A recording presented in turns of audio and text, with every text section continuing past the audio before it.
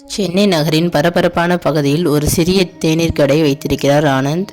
தினமும் காலையில் அவர் தனது கடுமையான உழைப்பால் கிடைத்த வருமானத்தில் இருந்து சிறிய தொகையான 100 ரூபாயை தனியாக எடுத்து வைப்பார். அவர் அதை ஒரு முதலீட்டு திட்டத்தில் சேமித்து வந்தார். அதே பகுதிக்கு கணேஷ் என்ற பெரிய நிறுவனத்தில் வேலை செய்யும் ஒரு இளைஞன் தினமும் வந்து விலை உயர்ந்த மோட்டார் சைக்கிளை பற்றியும் அடிக்கடி மாற்றுவது பற்றியும் பெருமையாக பேசுவான். ஒரு நாள் கணேஷ் ஆனந்தை பார்த்து கேலியாக சிரித்தான்.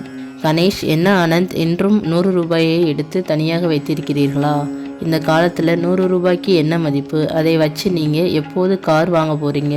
நீங்கள் என்னை பாருங்க, என்னோட ஒரு நாள் செலவே ஆயிரங்களை தாண்டும். ஆனந்த், நண்பரை, உங்கள் செலவு உங்கள் தேவையை பொறுத்தது. என்னுடைய இந்த 100 ரூபாய் என் எதிர்காலத்திற்கான விதை. விதை சிறியதாக இருக்கலாம், ஆனால் அது வளரும்போது பெரிய மரமாகும்.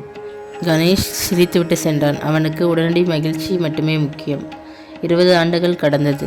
கணேஷ் இன்னும் அதே நிறுவனத்தில் வேலை செய்து கொண்டிருந்தான். அவனது சம்பளம் உயர்ந்திருந்தது, ஆனால் அவனது செலவுகளும் கடன்களும் அதற்கேற்றவாறு உயர்ந்திருந்தன. அவன் இன்னும் பழைய மோட்டார் சைக்கிளுக்கான கடன் தொகையை செலுத்தி கொண்டிருந்தான். அவன் வாழ்க்கை ஒரே இடத்தில் தேங்கி நின்றதை போல் உணர்ந்தான். ஆனால் ஆனந்த் இப்போது தனது பழைய டீ கடையை விட்டு விலகி ஒரு பெரிய நவீன உணவகத்தை நடத்தி வந்தார். அவர் தனது குடும்பத்துடன் நிம்மதியாக, ஆடம்பரமின்றி, ஆனால் பொருளாதார சுதந்திரத்துடன் வாழ்ந்து வந்தார். ஒரு நாள் கணேஷ் தனது கடனுக்கு அவசரமாக பணம் தேவைப்பட்டு ஆனந்தின் உணவகத்திற்கு உதவி கேட்க வந்தான். ஆனந்த் அவனை கனிவுடன் வரவேற்று அவனது பழைய கேள்விக்கு இப்போது பதில் சொன்னார். ஆனந்த், நண்பரை, நீங்கள் 20 வருடங்களுக்கு முன் கேட்டது ஞாபகம் இருக்கிறதா? நீங்கள் உங்கள் பணத்தை மகிழ்ச்சியாக செலவு செய்தீர்கள். நான் என் பணத்தை வளர்ச்சிக்காக முதலீடு செய்தேன். நான் தினமும் சேமித்த அந்த சிறிய 100 ரூபாய் கூட்டு வட்டி என்னும் ரகசியத்தால் இன்று எனக்கு ஒரு கோடீஸ்வரனை போல் வருமானம் தரும் பெரிய ஆலமரமாக வளர்ந்து நிற்கிறது. இது ஒரே நாளில் நடக்கவில்லை, தொடர்ச்சியான ஒழுக்கத்தால் நடந்தது.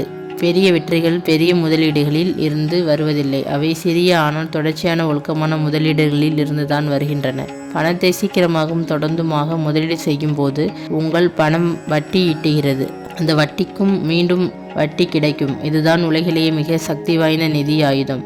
உடனடி மகிழ்ச்சிக்காக பணத்தை செலவு செய்யாமல் எதிர்கால பாதுகாப்பு மற்றும் வளர்ச்சிக்காக அதை பொறுமையுடனும் முதலீடு செய்வது உண்மையான நிம்மதியும் சுதந்திரத்தையும் தரும்.